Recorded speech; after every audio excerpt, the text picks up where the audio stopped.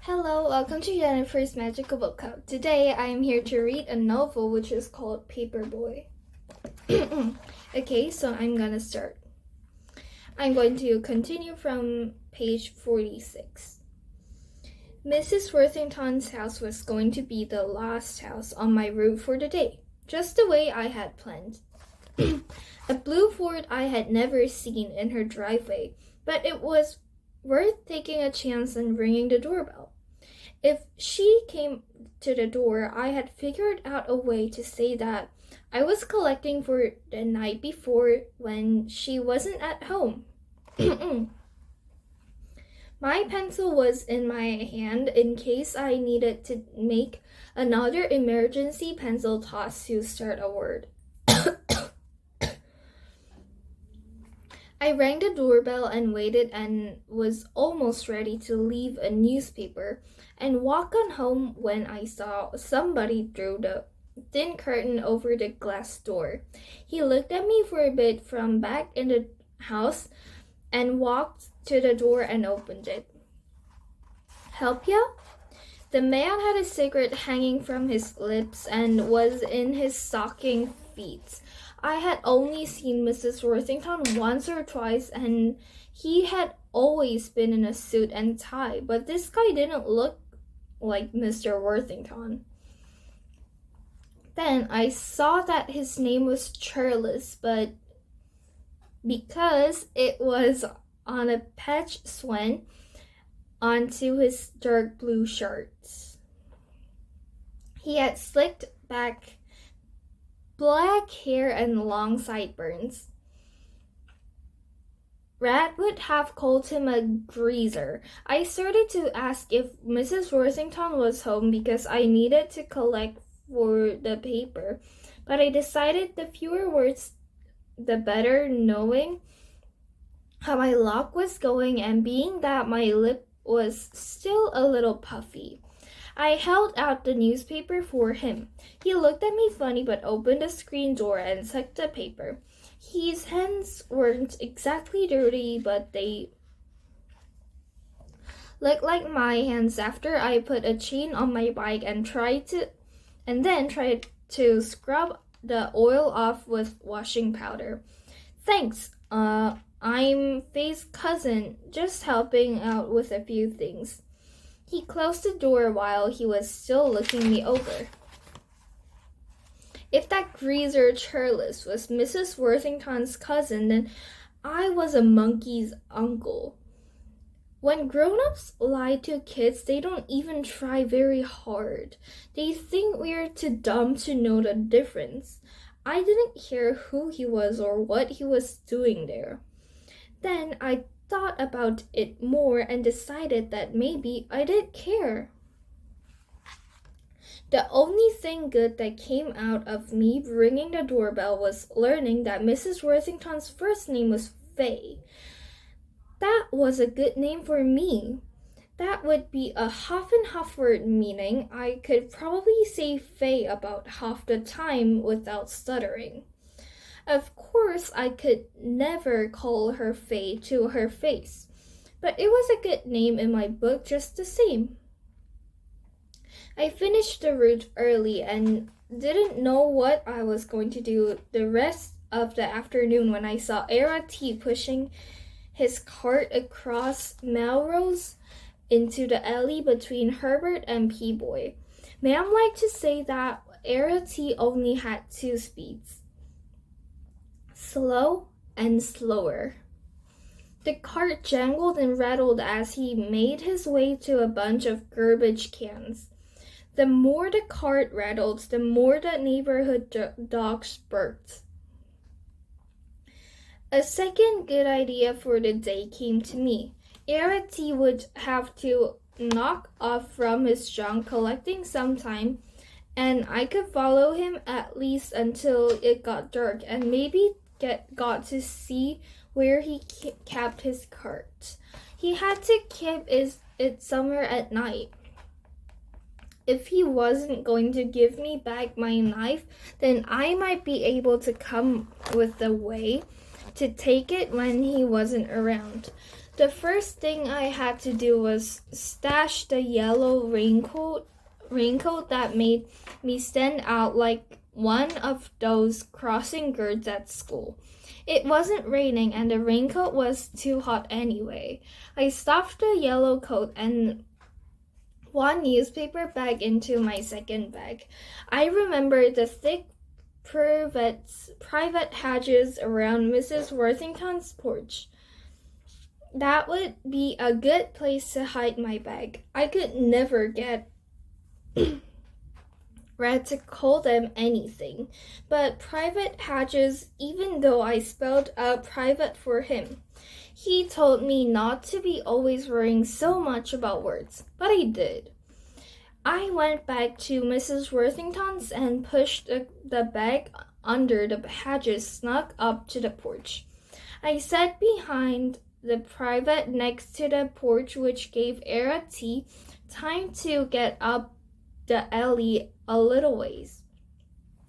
Being close to Mrs. Worthington's porch made me feel like special, like somehow I belonged there.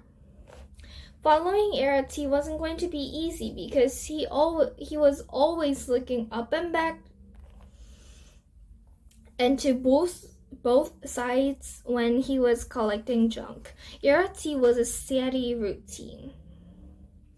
He would push his carts up to a bunch of cans behind the house and take off all the leaves first thing. He would then start picking through one can and put junk from that can in another one that didn't have much in it. He would go through all the cans one at a time like that. I'll say this, he was neat. He put whatever he wanted in his cart, but then put the lids back on all the cans like he had found them. He didn't throw stuff around like you would think a junkman would do. Anytime he found a whiskey bottle, he would hold it up and shake it. If he had even a little whiskey left in it,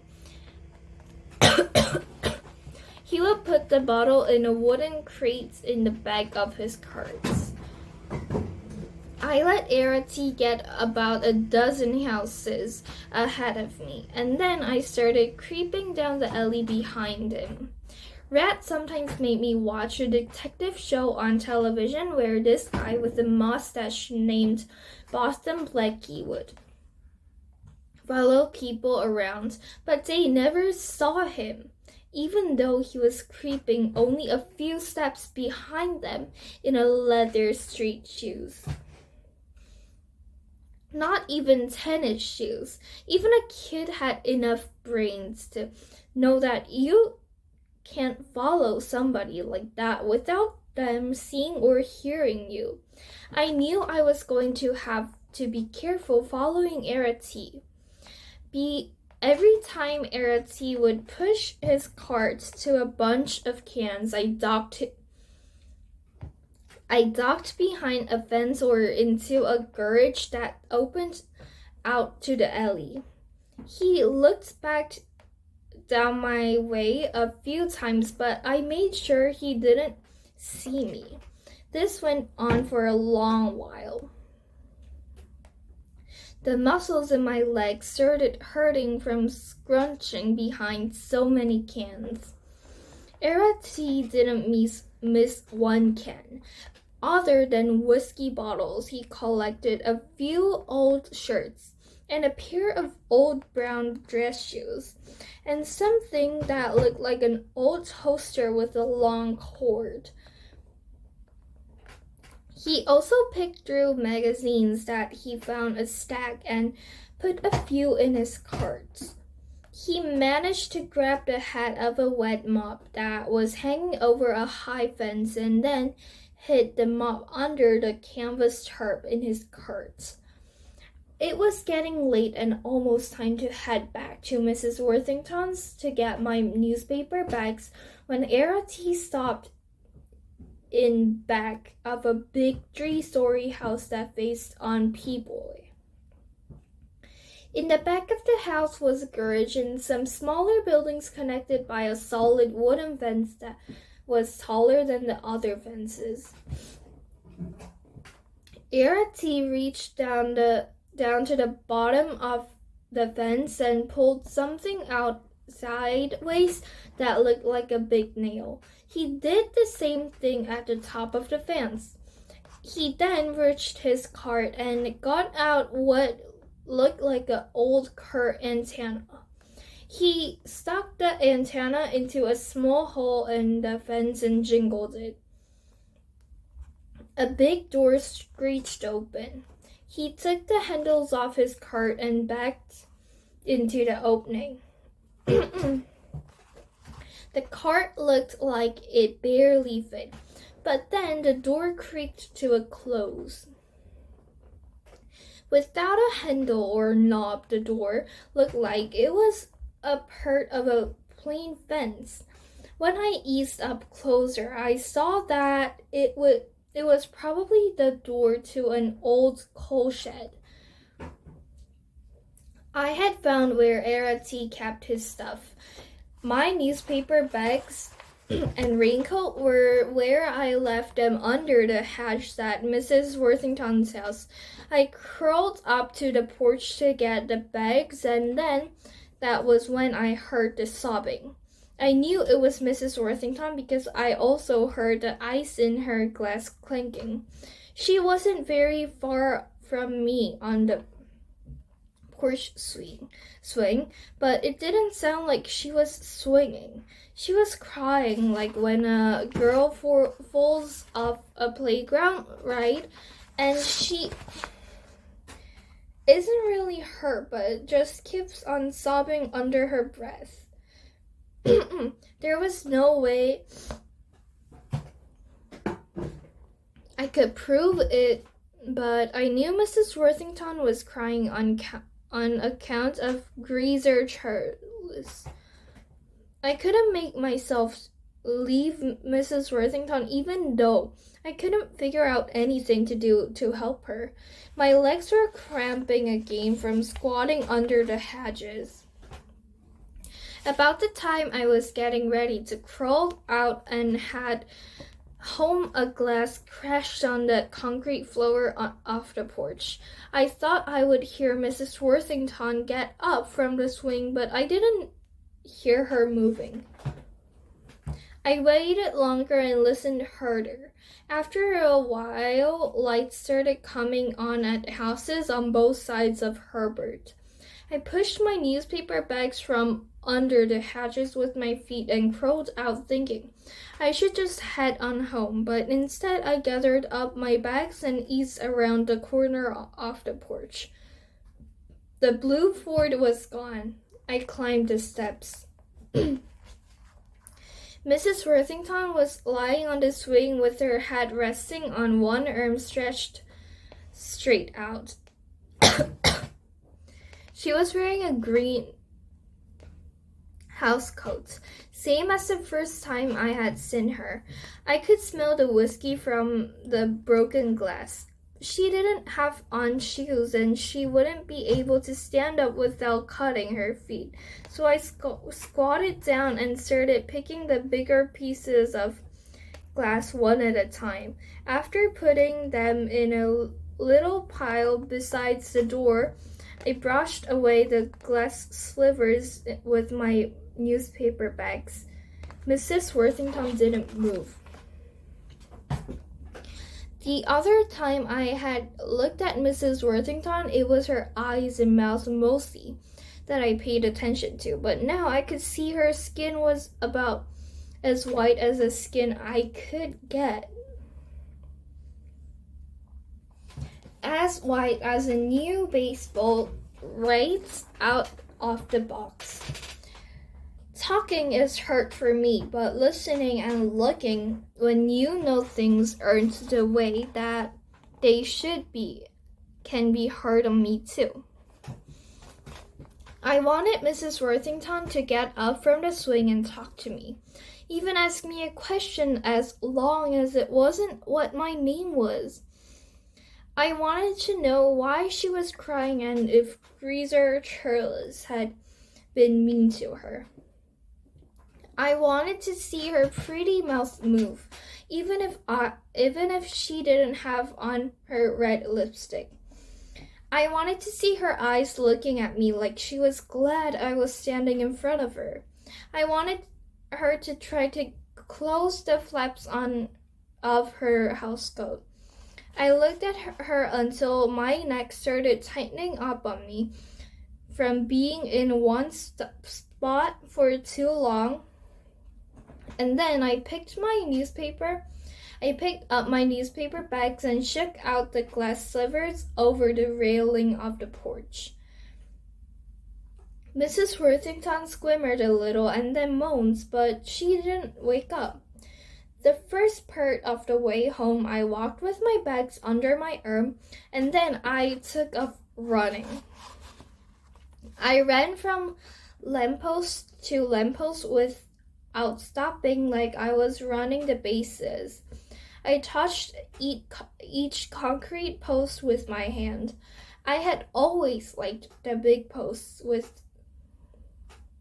the big glass globes sitting on top like a tall head, but when I wasn't feeling right inside, the lampposts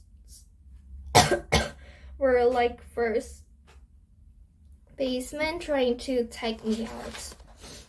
At the last lamppost before I got to my house, I made sure I stopped to catch my breath. After I brushed my teeth, I went to my parents' bedroom to tell them good night, but my mother was at her dresser talking on the telephone to one of her friends about New Orleans. She blew me a goodnight kiss.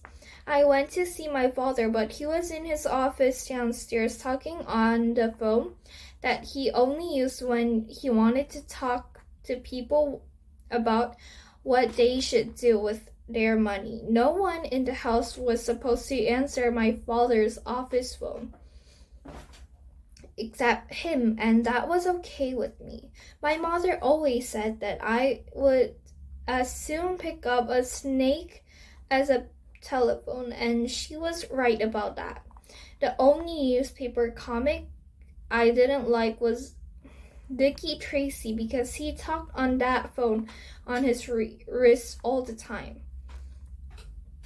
Ma'am came into my room to pick up clothes and towels and tuck me in.